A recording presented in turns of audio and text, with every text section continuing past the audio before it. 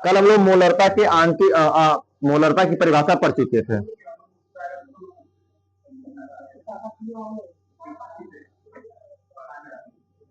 ठीक है ना। लेसन नंबर 1 कल मोलरता की परिभाषा पढ़ी जा चुकी थी। क्या कहा था हमने? किसी विलयन के 1 लीटर में विलीन, 1 लीटर विलयन में विलीन विलय के मोलों की कुल संख्या, मोलों की संख्या को मतलब W/K, M को मोलों की संख्या कहते हैं। 1 लीटर मतलब V बाई L हो जाए, मतलब 1 लीटर V मतलब आयतन हो गया, L मतलब लीटर में, तो 1 लीटर विलयन विलीन विलय के मोलों की कुल संख्या उस विलयन की क्या कहलाती है बच्चा? मोलरता कहलाती है। मोलरता को कैपिटल M से डिनोट करते हैं, और कैपिटल M बराबर W/M/K क्या हो जाएगा? V, जिसका मात्रक हो जाएगा ग्राम मोल प्रति लीटर, मोल प्रति लीटर हो जाएगा। यहां तक तो ये सारी चीजें हो गई थी। अब हमें जानना क्या है? हमें जानना ये है कि इसके आंकिक प्रश्न क्या कैसे लगेंगे, और आंकिक प्रश्नों को थोड़ा सा हम लोग जानेंगे। आंकिक प्रश्नों को जानेंगे। अब बोलते समय चिपक जा रहा है, और कुछ चलने नहीं दे रहा। तो आंकिक प्रश्नों को क्या होगा? क्वेश्चन नंबर फर्स्ट, सिंपल सी बात है जी, एकदम कोई कठिन नहीं है। हम कर देंगे ग्लूकोज के 18 ग्राम को जल में घोलकर, ग्लूकोज के 18 ग्राम को जल में क्या करके घोलकर, एक जल में घोलकर 250 ml विलयन बनाया गया, यही है, ठीक है ना, बनाया गया। कह रहा है कि प्राप्त विलयन की मोलरता क्या कीजिए? ज्ञात कीजिए। मामला समझना जी। प्राप्त विलयन की मोलरता ज्ञात करनी है, तो क्या होगा मोलरता के लिए? पहले तो देखो, सिंपल सा हमने बात बताया है केमिस्ट्री का, एक क्वेश्चन का हल करने का तरीका क्या होता है। केमिस्ट्री हल करने का तरीका भैया, गिवन मान को लिख लो। केमिस्ट्री का सबसे आसान फंडा यही है, चाहे 11 में हो चाहे 12 में हो, कोई भी न्यूमेरिकल हो, 12 के बाद भी वही काम करेगा। गिवन वैल्यू लिख लोगे, आराम से काम तुम्हारा सेट हो जाएगा। गिवन वैल्यू नहीं लिखोगे, कपार पकड़ के नोचोगे, कैसे नहीं लग पा रहा। 2 मिनट थोड़ा सा बढ़ेगा तुम्हारा काम करने में, मानते हैं 2 मिनट एक्स्ट्रा लगेगा, लेकिन करो ना, सही आंसर आ जाएगा। ठीक है, तो क्या होगा भैया? जो दिया ग्लूकोज की मात्रा लिखो, ग्लूकोज की मात्रा 18 ग्राम जल में घोला जा रहा है, अब 250 ml विलयन बनाया जा रहा है, तो भैया विलयन की मात्रा अधिक है ना, इसके पेक्षा विलयन की मात्रा क्या है? अधिक है। यानी कंफर्म ये लग रहा है कि जल विलायक होगा, तो जल में घुला तो विलयन तैयार हुआ, तो क्या लिखेंगे? ये जल ग्लूकोज विलय, तो विलय की मात्रा स्मॉल w, और विलयन का आयतन B is equal to 250 ml। 250 ml को लीटर में बदलना जरूरी है भैया, बिना लीटर का तो काम नहीं होगा। तो 250 बटे के कितना कर देंगे? 1000 कट के कितना? 1/4 लीटर। 10 मोल में मत करो, रहने दो इतना में। आगे क्या दिया? पूछ रहा विलयन की मोलरता कैपिटल M बराबर क्वेश्चन मार्क। ये भैया जब मोलरता हमसे पूछ रहा तो क्या क्या चाहिए? अब उसको ढूंढो। सर जी स्मॉल w चाहिए, दिया है। फिर क्या चाहिए? v चाहिए, दिया। क्या स्मॉल m दिया है क्या? देखो गिवन वैल्यू लिखने से पता चल गया क्या चाहिए हमें निकालना। तो स्मॉल m का मतलब अणुभार, स्मॉल मतलब किसका? विलय का। हमने पहले दिन बताया था जब विलयन शुरू किए थे, तो बताया था हमने कि स्मॉल में कोई भी चीज लिखी गई वो किसके लिए होती है? विलय के लिए होती है। तो हमसे करा कि विलय का अणुभार, तो विलय कौन है? जल है कि ग्लूकोज है? ग्लूकोज है ना, तो ग्लूकोज का हमें क्या चाहिए लल्ला? अणुभार चाहिए। ग्लूकोज का अणुभार चाहिए। सिंपल सा अणुभार निकालने का हमने तरीका नॉर्मलता में सिखाया था। हाँ, थोड़ी सी नॉर्मलता की वीडियो बना नहीं पाए थे उस समय, तो अपलोड नहीं हो पाई है, लेकिन प्लेलिस्ट में क्लास 12 में जो नॉर्मलता हमने पढ़ाया उसको प्लेलिस्ट में ऐड कर देंगे, तो वीडियो में तो नहीं मिलेगा, लेकिन प्लेलिस्ट में जाओगे तो नॉर्मलता का सारा क्वेश्चन मिल जाएगा। ठीक है ना, जो 12 की सारी चीजें हम वहां से उठा के प्लेलिस्ट 12 वाले अपलोड कर देंगे 11th के अंदर। ठीक है, तो वहां से देख सकते हो पूरी की पूरी चीजों को, क्योंकि थोड़ी सी उस समय मोबाइल डिस्टर्ब चल रही थी और इस वजह से नॉर्मलता की कोई वीडियो शूट नहीं हो पाई थी। तो मोलरता हमें पता करनी है, तो मोलरता में अणुभार निकालना है एम। एम का मान निकालेंगे सबसे आसान तरीका C6H12O6 का अणुभार small M is equal to क्या होगा जरा बताना जी। अणुभार स्मॉल एम निकालना, कुछ नहीं करना है। परमाणु भारों के योग को क्या कहते हैं? अणु भार कहते हैं। तो परमाणु भारों को जोड़ेंगे। कार्बन का परमाणु भार कितना होता है? 12 गुणते 6। अगला कार्बन हाइड्रोजन का कितना? 1 गुणते 12 प्लस ऑक्सीजन का कितना भैया? 16 गुणते 6। टोटल गुणा कर देंगे, जोड़ देंगे तो एम का मान कितना आ जाएगा भैया? 180। टोटल एम की वैल्यू कितनी आ जाएगी? 180 आ जाएगी। अब बताओ एम का मान आ गया तो क्या मोलरता नहीं निकाल लोगे? मोलरता एम इज इक्वल टू सूत्र क्या है अपना? W बटा के एम बटा के भी इन लीटर। क्या आप कैलकुलेट नहीं कर पाओगे? कर लोगे ना? तो कैलकुलेट करके आंसर बताओ फटाफट कितना आ रहा है।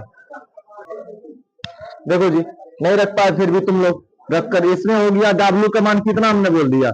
18 और बटे के M का मान 180, V का मान 1 बटे के 4। ये यहां पर ये ऊपर चला जाएगा तो कितना हो जाएगा?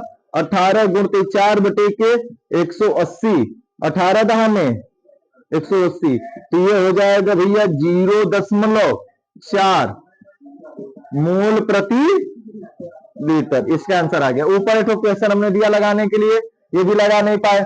चलो ये तो पूरा हल हो गया, मिटा दे रहे हैं इसको ना, ऊपर वाले को समझते हैं। सेम वही काम हमने पहले ही बोला था। कंडीशन,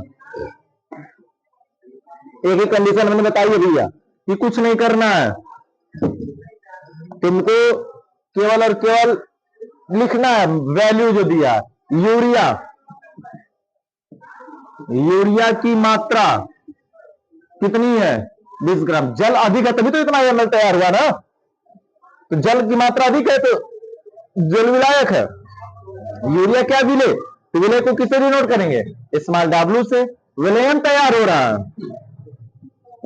विलयन का आयतन V का मान कितना भैया? 600 ml तैयार हुआ। ml को लीटर में बदलेंगे तो 600 बटा के 1000 कट जाएगा 3 बटा के 5 लीटर बचेगा ना भैया। 10 गुना मत करो, रहने दो, कुछ नहीं करना। अब आगे करा प्राप्त हुई मोलरता। मोलरता कैपिटल M बराबर क्वेश्चन मार्क। सबको पता है M निकालने के लिए छोटका डबल हुआ, छोटकी मम्मी विलेज चाहिए। छोटका डबल हुआ पता है, विलेज पता है, लेकिन क्या छोटकी मम्मी के बारे में जानकारी है? नहीं, तो छोटकी मम्मी को निकाल लो। अणुभार, तो परमाणु भारों का योग यूरिया। यूरिया का फार्मूला नहीं आता, कहो ना सीधे सीधे, इसे फार्मूला नहीं याद है, तो अणुभार ना निकाले आवत है। NH2CO NH2, यह यूरिया। यूरिया का अब ऊपर देखा होगा, मत लगावा मूड़ी गोद के, इधर देखो। नाइट्रोजन का 14, अगला जाएंगे प्लस हाइड्रोजन का कितना? 1 गुणते कितना कर देंगे? 2 प्लस कार्बन का कितना? 12 प्लस ऑक्सीजन का कितना? 16 प्लस नाइट्रोजन का 14 प्लस हाइड्रोजन का 1 गुणते 2। M is equal to total जोड़ गुणा भाग कर लोगे तो 60 आ जाएगा। कितना आएगा? 60। अब इसके बाद भैया मोलरता निकालो। मोलरता capital M is equal to छोटा W बटे के छोटा m बटे के क्या हो जाएगा? V in litre. छोटा W का मान कितना भैया? 20। M का मान कितना आया? 60। V का मान कितना आया? 3 बटा के 5। ये यहां पर ये ऊपर, तो 20 गुणते 5 बटे के 60 गुणते 3, 20 तिहाई 60, 5 बटा के 9, 0.50 हो जाएगा ना, दशमलव लगाएंगे तो 9 पंजे 45, 5 9 5 45, 5 5 5 5 मोल प्रति लीटर। कोई तकलीफ है क्या किसी सज्जन को? उतार लो। अभी इसके बाद दे रहे लग जाना चाहिए। इस क्वेश्चन को उतारो, एक अगला क्वेश्चन लिख रहे हैं, ये लगना चाहिए। नहीं लगेगा तो समझ लेना करो। हाँ भैया, अच्छा हम फार्मूला लिख देंगे, अणुभार तुम्हें निकालना पड़ेगा। नॉर्मलता में उतना अणुभार निकालना सिखाया भी तुमको। अणुभार फंसा है बेटा। हाँ तो फार्मूला कहो, लिख देंगे फार्मूला।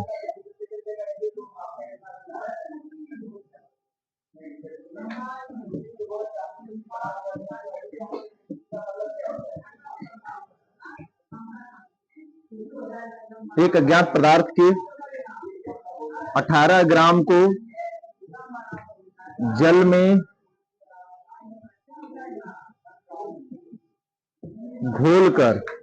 में घोलकर 750 ml विलयन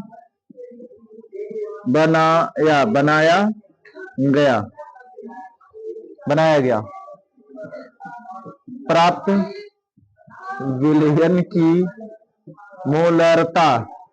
विलयन की मोलरता 5.55 मोल प्रति लीटर है। तो पदार्थ के अणु भार की गणना कीजिए। चलो जी लगाओ फटाफट, क्वेश्चन लग जाना चाहिए सभी। जैसे ये वाला